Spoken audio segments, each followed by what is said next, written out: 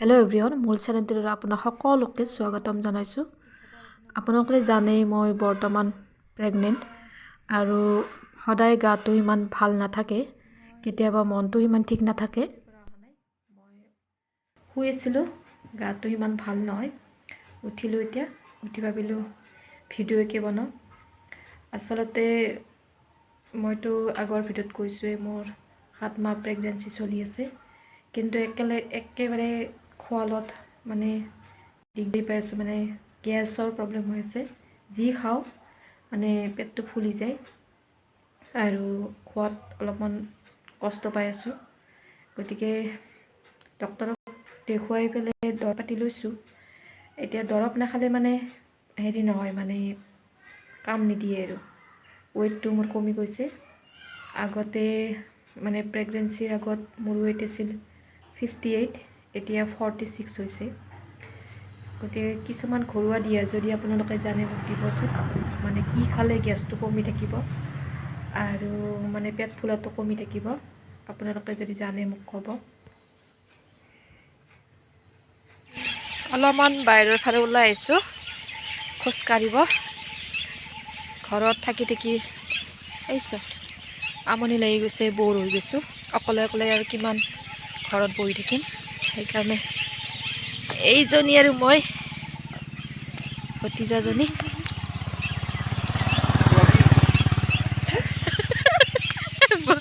Blogging বোলে।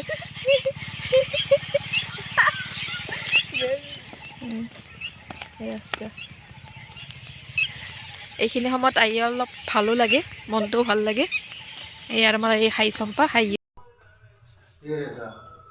আহিছ নেকি? আজিতো বেগ ডাঙৰ দেখোন। মানুহজনে ডিউটিৰ পৰা আহি পাইছে। তেওঁ সদায় মোৰ কাৰণে কিবা ন কিবা এটা আনে। আজিও কিবা আনিছে, কি কি আনিছে চাওঁ বাৰু।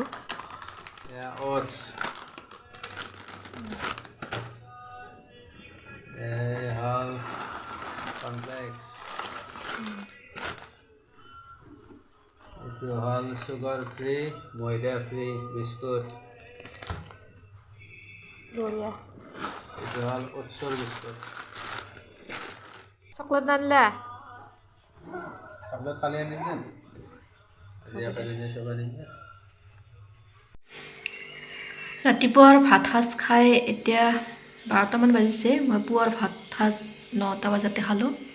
এতিয়া খুব ভোক লাগিছে, সেইকাৰণে অলপমান চিৰা আৰু গাখীৰ লৈছোঁ। এয়া সেই খাম আৰু ভোক পলাব লাগিব। আজি হৈছে ফেব্ৰুৱাৰী 6 তাৰিখ আৰু আমাৰ দুয়োজনৰে বিবাহ বাৰ্ষিকীৰ দিন। আৰু মানুহজনে মোক ফোন কৰি কৈছে যে এটা কেক লৈ যাই আছোঁ। কেকটোতো অকলে কাটিব নোৱাৰি, সেইকাৰণে তিনিকো মই ইয়াত থাকিব দিছোঁ। সৰু দুজনীয়ে কিতাপ লৈ আহিছে, পঢ়াত লাগিছে আৰু ডাঙৰজনীয়ে চাই আছে। মই ধেমালি কৰি আছোঁ যে তহঁতক কেক নিদিওঁ। এনিভাৰ্চাৰী বুলি মানুহজনে এয়া কেক আনিছে। আমাৰ আজি 4 বছৰ সম্পূৰ্ণ হ'ল। নিজে বিয়া খাই আছে আৰু মোৰ কাৰণে কেক লৈ আহিছে।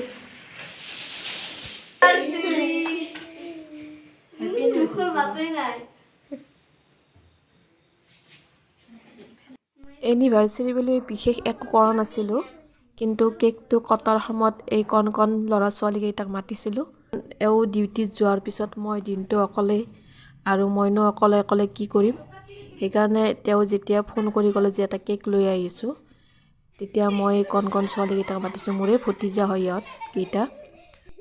এনে এনিভাৰ্চাৰী বুলি ক'লে আমি দুয়োজনে আগে পিছে ৰেষ্টুৰেণ্টত যাওঁ, তাত খাই লৈ আহোঁ। কিন্তু এইবাৰ তেওঁৰ ডিউটিও আছিল আৰু দ্বিতীয়তে ময়ো নোৱাৰোঁ, যিহেতু এনেকুৱা অৱস্থাত বাইকত উঠি বা গাড়ীত উঠি জাৰ্ণি কৰিব খোজা নাই বা বাহিৰৰ বস্তু খাব খোজা নাই। মই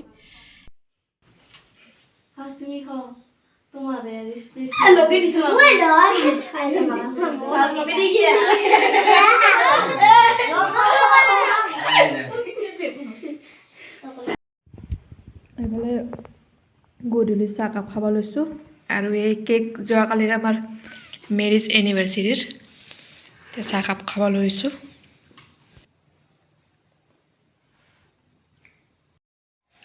হেল্ল' এভৰিৱান, মই মূৰত তেল সানি থৈছোঁ। একেবাৰে বেমাৰী যেন লগা হৈছে। কালি শ্যাম্পু কৰিব লাগিব। এতিয়া 9টা বাজিছে। ভাত বনাওঁ। আচলতে ৰুটি খাব খুজিছে মানুহজনে, সেইকাৰণে কালি বন্ধ আছে, ৰবিবাৰ যিহেতু। এনেই আমি ডিউটি থাকিলে ৰাতিপুৱা যিহেতু 5:30 বজাত উঠিবই লাগে, সেইকাৰণে আগদিনাখন ৰাতি খুব সোনকালে খাওঁ, মানে 8টা বজাত আমাৰ খোৱা লোৱা শেষ হৈ যায়। এতিয়া কালি ৰবিবাৰ আছে যিহেতু বন্ধ, আৰু এতিয়া 9টা বাজিছে। এতিয়া মই বনাম ৰুটি আৰু কণীৰ দম বনাম।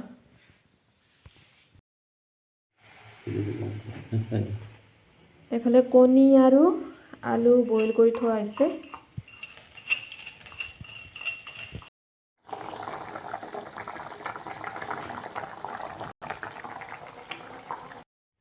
মোৰ খোৱা হ'ল, এতিয়া তেওঁ খাই আছে। আমি বেছিভাগ ৰাতি ৰুটিয়ে খাওঁ। ৰাতি ৰুটি খালে কিবা দেহাটো ভাল লাগে বা ভালকৈ টোপনিও আহে, সেইবাবে। আজি হৈছে তাৰ পিছদিনাখনৰ দুপৰীয়া। মানুহজনে অকণমান পঠাৰ মাংস আনিছিলে। আচলতে মই পঠাৰ মাংস এনেকৈ নাখাওঁ, কিন্তু বিয়াৰ পিছত, মানে বিয়াৰ আগত একেবাৰে খোৱা নাছিলোঁ। এতিয়া বিয়াৰ পিছত তেওঁৰ লগত পৰি এতিয়া খোৱা হৈছোঁ। মানে দুজন মানুহ ন, এজনে খাব এজনে নাখাব, তেতিয়া কেনেকুৱা হ'ব, সেইবাবে এতিয়া খোৱা কৰিছোঁ। আৰু আজি প্ৰথম বনাম মই ছাগলীৰ মাংস। এনেই তেওঁৱে বনায়, আজি মই বনাবলৈ লৈছোঁ। নাজানো কেনেকুৱা হয়।